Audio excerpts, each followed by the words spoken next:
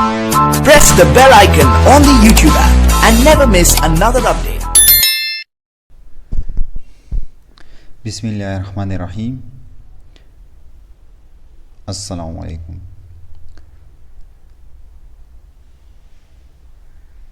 आज डिस्कस करते हैं Rutherford atomic model. Rutherford atomic model क्या है और ये एटॉमिक मॉडल किस मकसद के लिए इस्तेमाल किया गया था। In 1911, Rutherford performed an experiment in order to know the arrangement of electrons and protons in an orbit. Rutherford ने एक एक्सपेरिमेंट पेश किया था और इस एक्सपेरिमेंट किस मकसद के लिए पेश किया था। The arrangement of electron and protons in an atom. एक एटम में the arrangement of proton and electron, ये इसकी अरेंजमेंट के लिए ये एक्सपेरिमेंट पेश किया था। और इस एक्सपेरिमेंट, इस मॉडल का जो नाम है ये है planetary model, just like solar system. ये planetary model just like solar system जो सूरज से इर्द अराउंड प्लेनेट रिवोल्यूशन करता है, तो इसको सोलर सिस्टम कहा जाता है। एक्सपेरिमेंट क्या है? Discovery of nucleus. एक्सपेरिमेंट में फर्स्ट नंबर, ये एक रेडियो एक्टिव सोर्स है। रेडियो एक्टिव सोर्स मीन्स इससे खुद ब खुद अल्फा रेज एमिट हो जाता है और ये रेडियो एक्टिव सोर्स पोलोनियम का है और ये गोल्ड पाइल है। गोल्ड पाइल, इसका थिकनेस 0.004 सेंटीमीटर है और ये फोटोग्राफिक फिल्म है और ये फोटोग्राफिक फिल्म ये अल्फा रेज को डिटेक्ट करता है, इसका डिटेक्शन करता है। तकरीबन 20,000 ये रेज इस सोर्स से लिया है और इस गोल्ड पाइल पर बमबार किया था और तकरीबन 19,990 रेज इससे ए से पास हुआ और तकरीबन 8 रेज ए से डिफ्लेक्ट हुआ और 2 रेज इससे बाउंस बैक हुआ।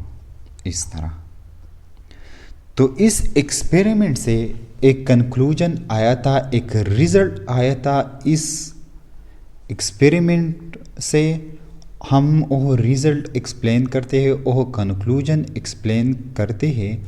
इस एक्सपेरिमेंट से क्या रिज़ल्ट आ गया और क्या कंक्लूजन आ गया। मेन पॉइंट या रिज़ल्ट इस एक्सपेरिमेंट का क्या है। Atom consist of positively charge portion called nucleus. It contains proton and neutrons. Atom के जो सेंटर में एक पोर्शन मौजूद है, पॉजिटिवली पोर्शन मौजूद है और इस पोर्शन को न्यूक्लियस कहा जाता है। इस न्यूक्लियस में प्रोटॉन और न्यूट्रॉन्स मौजूद हैं। पॉइंट नंबर सेकंड क्या है? Electron revolve around the nucleus with high speed just like planets around the nucleus. Electron ऐसे घूमता है, इससे रिवॉल्यूशन करता है जो सूरज से प्लेनेट गर्दिश करता है, रिवॉल्यूशन करता है हाई स्पीड से।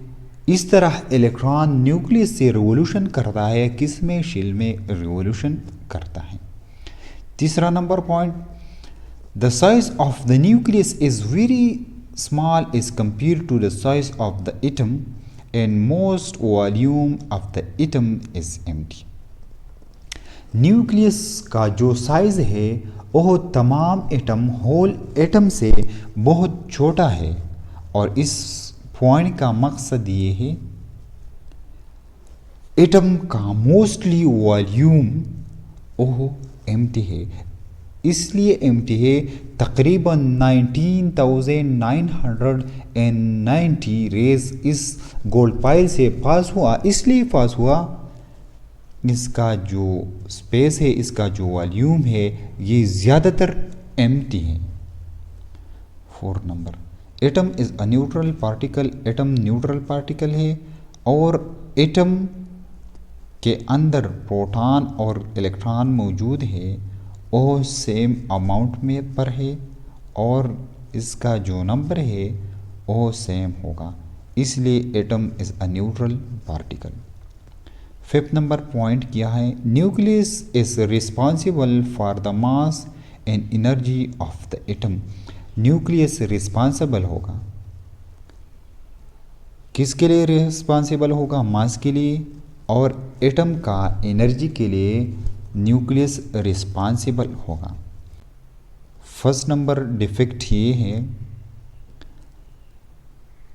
इसने जो एक्सपेरिमेंट किया था ये only and only neutral bodies को एप्लीकेबल था और ये चार्ज बॉडी को एक्सप्लेन नहीं कर सकता।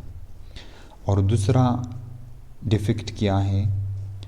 इलेक्ट्रॉन जब एनर्जी लेता है, न्यूक्लियस से एनर्जी लेता है और वह नियर शिल से दूर जाता है, एक आउटर शिल में जाता है और फिर ये इलेक्ट्रॉन एनर्जी इमिट करता है और आउटर शिल से फिर इनर शिल को आ जाता है, तो इससे रेज इमिट हो जाता है, रेडिएशन इमिट हो जाता है। और इस रेज ने कंटिन्यूस स्पेक्ट्रम बनाया था, लेकिन एक्चुअली में ये कंटिन्यूस स्पेक्ट्रम नहीं था, ये लाइन स्पेक्ट्रम था। ये 2 डिफेक्ट है रदरफोर्ड एटॉमिक मॉडल का।